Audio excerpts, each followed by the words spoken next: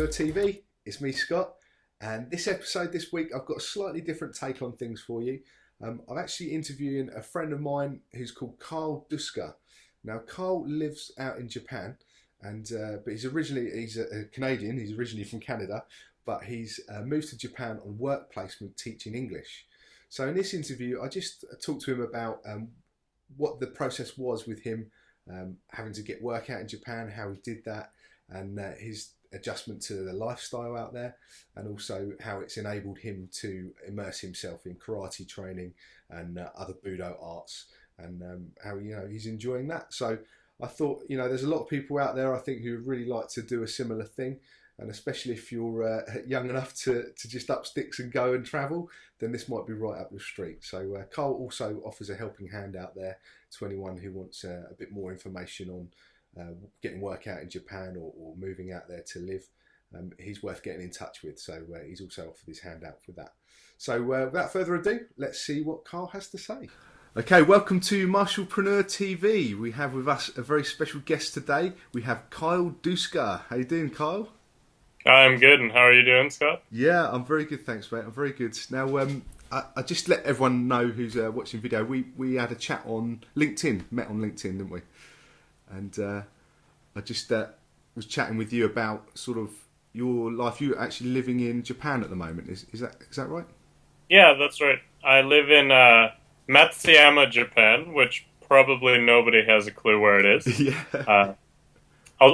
And I'm teaching English. I'll do an English class with kids sometimes, and I'll tell, imagine you meet a foreigner, and they say, "Where are you from?" And you say, "Matsuyama." And they're like, "Oh, where's that near?" And they're always like, "Oh, it's near, Kume." And I'm like, nobody knows where Kume is. You need to tell them something real. So I'm like, we're across the water from Hiroshima. Yeah, okay, well, there you go. Yeah. So anything near Tokyo or Hiroshima or something like that. Yeah. Okay. Well, I mean, I was chatting to you earlier, and I was just sort of saying how you got to being where you were. I mean, you sent me a really good write-up on your history, your background of training, and sort of your story of how you got to where you are at the moment. So I was just wondering whether you'd share with the guys your story, and how maybe start off with your background in martial arts and how you got into the martial arts. Okay, well, I have a fairly diverse background in the martial arts, but it all started with Shotokan, and I was kind of an asthmatic, not very fit kid, not the most outgoing at the time either. And one day my mom's just, "Hey, your brother's joining karate. You want to go?" And I said, "Yeah, okay." And I loved it. I was about 12 years old, and I trained anywhere between 2 to 5 days a week from 12 until I went to university. So you got the huge bug for it. Yeah, and eventually I started venturing out, and I've done Judo and Capoeira, Wing Chun, some Kyokushin, and right now, for the last 2 years, I've been in Japan now, and I've been focusing on Aikido and knockdown karate. Kind of whole different ends of the spectrum. That's two extremes there. Yeah, that's great though. I mean, so how you finding the training with Kyokushin? Is it Kyokushin you're doing with the knockdown karate at the moment? Well, I started with Seido Kaikan last year, and this year I've been with the Ashihara Hombo. Okay, because that's some really hard training. Yeah, definitely, and it's part of like. I go up and down on Aikido, and I think there's something there. But part of what I got when I got into Aikido was I actually did a seminar with Aikido and Wado Ryu in North Vancouver, and a guy from the Yoshinkai Aikido club came out to do a seminar, and I was kind of, this is interesting. I don't know if I buy it all, but it's interesting. Yeah. And I got here and I started doing Judo pretty hard. And that would, with high school guys that are training 5-6 days a week, right, 3 or 4 hours at a go, and I was just getting torn apart. Yeah. So to be able to keep up training, I started doing some Aikido because it's it doesn't bang you up the same way. Yeah, I was going to say, so just sort of preserve your body a little bit. And it's kind of the same now that I'm having a heavier focus back on karate. Is the Aikido helps balance, keeps me training, but doesn't destroy me like the karate. Yeah, sure. I mean, this is the great thing, really. I mean, is that you're being able to sort of immerse yourself in your passions and being out in Japan, and you must be training with a lot of the sort of top guys are around there to train with, and a lot of people I think aspire to doing that. They always think, especially I don't know how old you are, Kyle. How old 27 now. 27, exactly. So guys around our age, well, maybe not me now. Now I've had my birthday, but guys your age and below, always have that passion. And I always wanted to go to Japan and go and train and sort of take some time out to do it. So how have you made that transition? I know we said that you teach English in the schools, and just how have you found that? How have you found finding work? I mean, obviously going from Canada to Japan, massive change in cultures as well. I came over on the JET program, which I highly recommend to anybody that wants to come to Japan. You might get stuck out in a strange little place. Right. But if you've never taken off to another country to get a job, it's the most secure way to do it. Okay. But it's also takes about a year to go through the application process. Right. But so I had a lot of support coming here, though. Mm-hmm. And yeah, it's been really good. I work 9 to 5. Yep. 5 days a week, and after that, I just train as much as I can handle. Awesome. I mean, what was the JET program? I'm not familiar with it myself. I don't know what that is. I mean, could you explain a bit more on that? Yeah, of course. The JET program's the Japanese Exchange and Teaching Program. Right. And there's usually two positions. There might be others, but either ALTs, which are assistant language teachers who work in public schools. You travel to several public schools, and kind of depending on how much you can kind of prove your salt, sometimes I get to fully teach the class. Other teachers are a little bit more, they want to control their class. It just depends. Right. And the other option is CIRs, and they're kind of more involved with the government. But this is the big program that the government supports, and so it's very well built. Okay, so English is very desired in the schools and the teaching at the moment. Yeah, and especially right now, they're trying to make a transition in Japan. Before this year, Japanese English class pretty much involves this is what English class would be like. それはando wa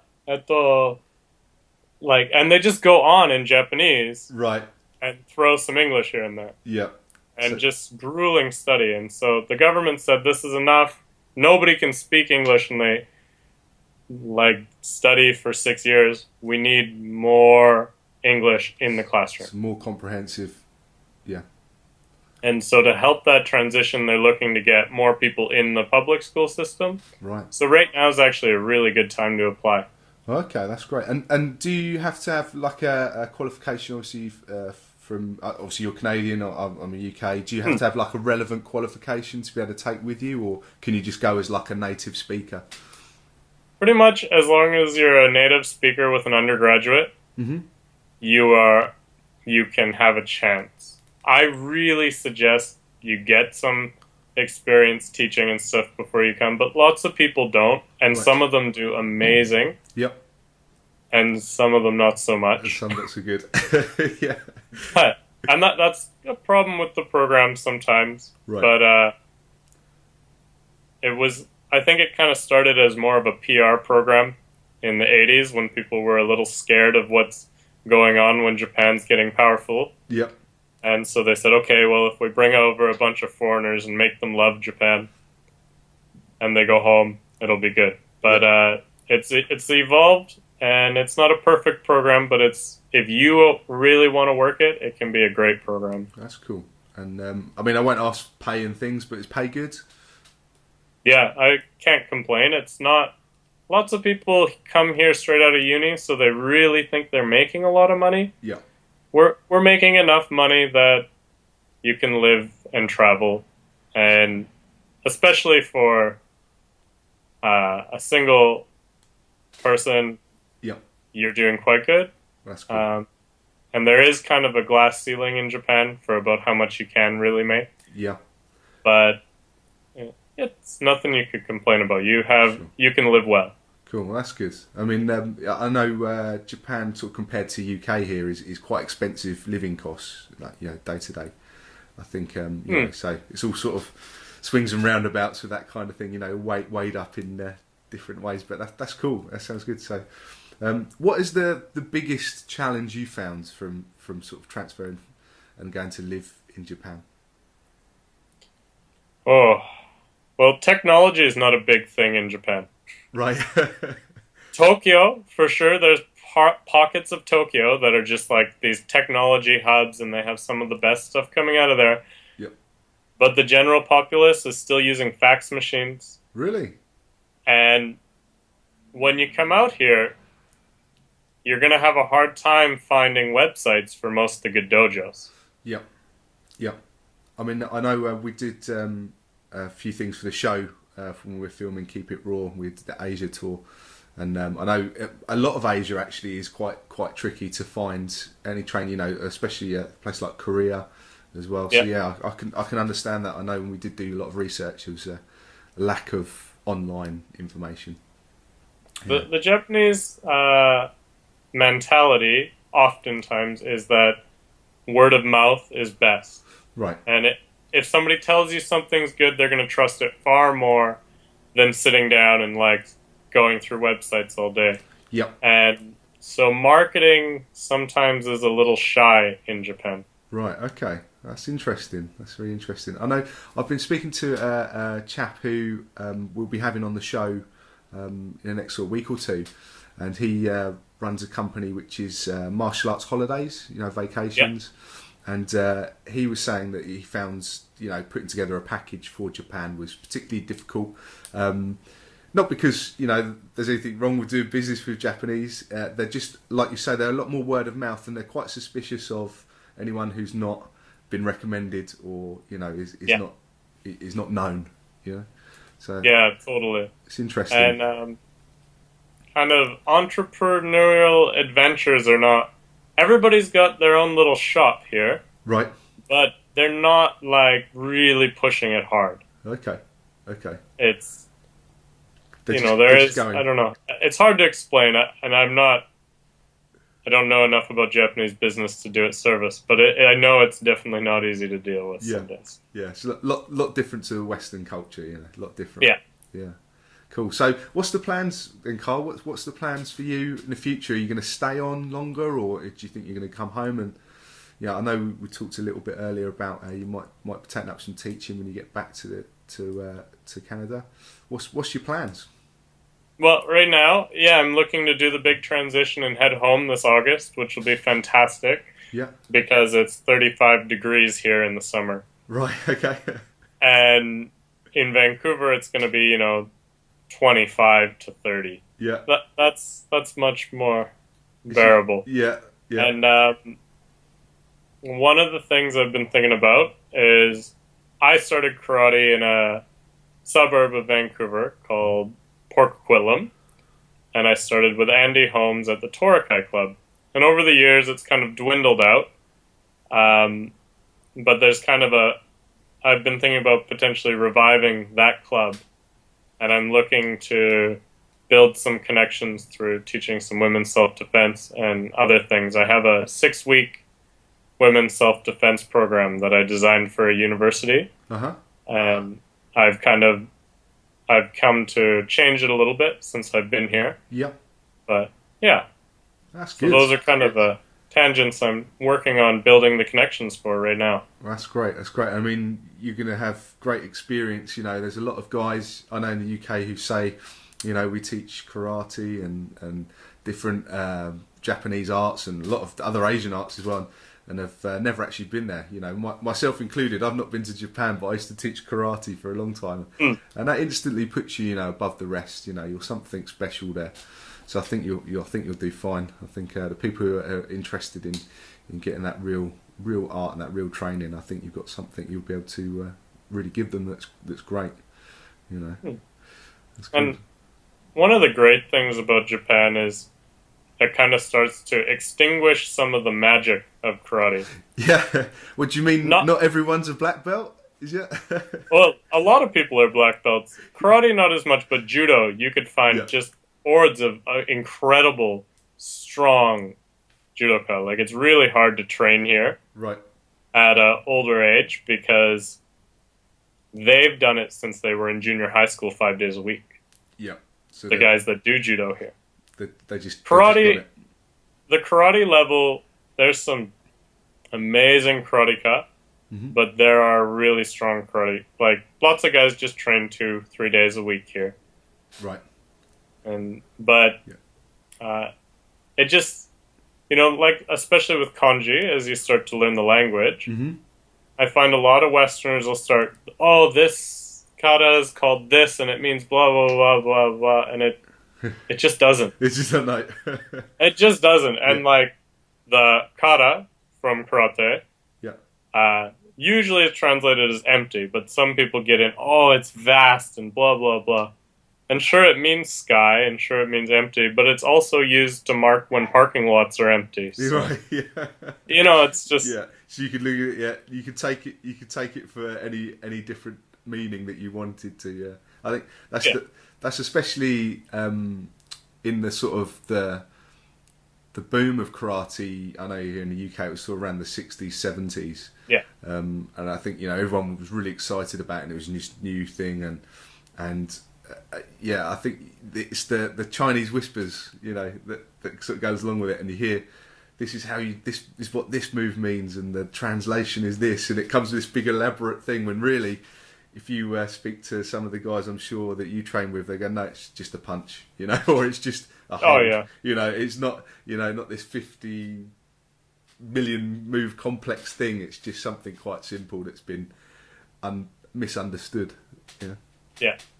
No, totally. And I really love, if there's magic to it, it's probably just that, magic. Smoke and mirrors, and it doesn't really work. Yeah, exactly. And, so it's, and I was lucky. My sensei actually came out of that era of the big boom of karate in the UK. He's from the UK. Okay. And him and Mike Scales both moved out to the West Coast and kind of started up an organization which was the Canadian Shotokan Association for a long time. Okay. Has now turned into Shoto Canada. But he was from the days, like, if you ever look up the... there's a great video on YouTube of just old school Shotokan, just guys bare knuckle knocking each other over. Yep. And he's from those days. Yeah. And so he'd never really, put any magic in any of it. No, it was just that's what it's for. Yeah. Yeah. That's great. I mean, so what's the party scene like where you are? Is it good? Can you have a good time out of the night? Do you go out for a few beers with anyone, or? If you want to sit and just drink hand over hand, yep. There's Japan's no better place to do that. You're right. Yeah. But if you actually want to get out, maybe go see a live event or something, if you're outside of the big cities, it's pretty tough. And even right now in Osaka, the mayor's been putting, kind of drudging up this old law that you can't dance after 11. Right, okay. And so partying it's a lot tamer in Japan. Right. And where I live, we've got maybe 500,000 people in this city, so you see the same faces, and it keeps you in the dojo. Yeah, sure, yeah. If you want to come and train in Japan, don't move to Tokyo. Find a smaller city where you're going to get a little bored. Because some of the guys I've met out here, it's like, they are just so tough. Yep. And I think part of it is they just haven't got anything better to do. There's just no distraction. It's just, you train, and if that's what you want to do, you immerse yourself in it and don't get distracted. Yeah. That's awesome. That's awesome. So, can we find out a bit more about you? You've got a blog, haven't you, Carl? You've got a blog or a website, or?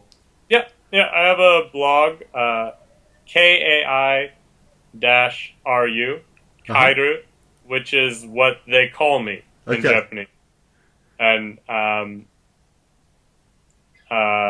kind of started that because I got here, and like I said, I was bored. And when you come on Jet, you've got about a month of just desk warming.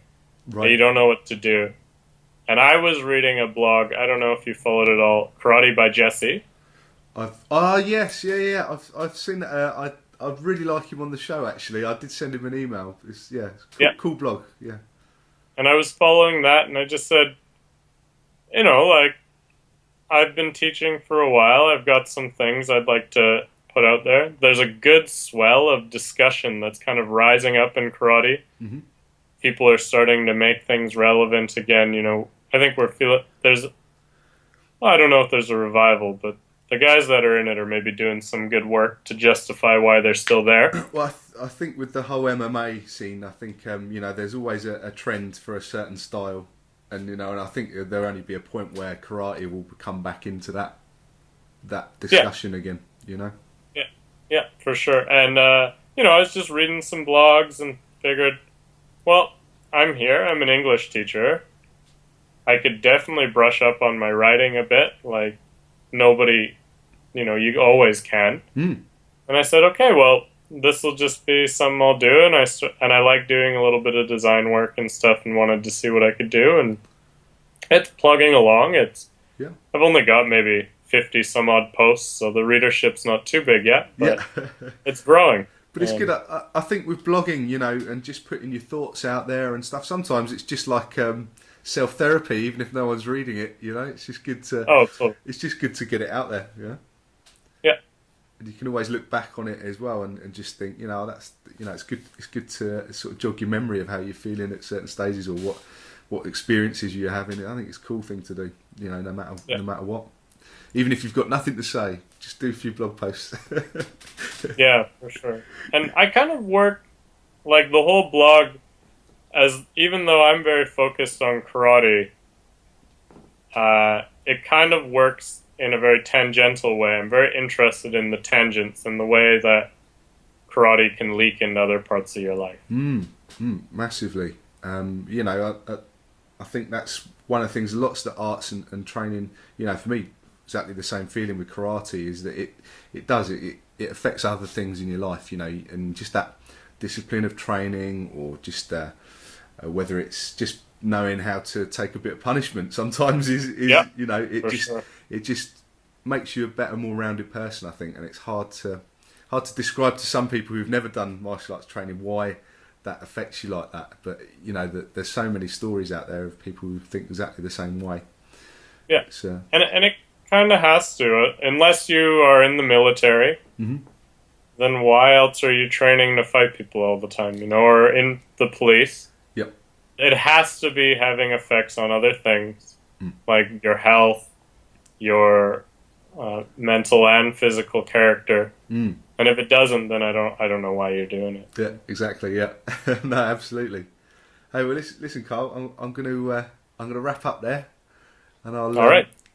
I'll say bye to everyone on Martialpreneur TV. But if they've got any questions about living in Japan, would you be happy to answer any questions, or help them in the right direction? If anybody's out there and they're thinking, I've been doing this for a while, and I need a break from wherever I am, or I need to change my training, and I just need to step things up or whatever, send me an email, and I'll be happy to give you all the advice I can. I don't know everything. That's great. If you're an Ashihara fan or a Seto Kaikan fan, big Andy Hug fan, you want to come to Matsuyama. Okay. And yeah, I'm happy to answer anybody. Just come over to my blog again, kairu.com. Yep. I'll link it all up for you underneath the post here, so everyone can just click and go and find So that's cool. Hey, brilliant. Well, we've got our very own Martialpreneur TV Japanese helper and correspondent that we can talk to now. All right. Thanks very much, Carl. Thanks for your time, man. And, it's been great talking to you, Scott. Thank you very much, and I really like what you're doing with the show. Keep it going. Oh, thanks, man. Appreciate it. Thank you very much.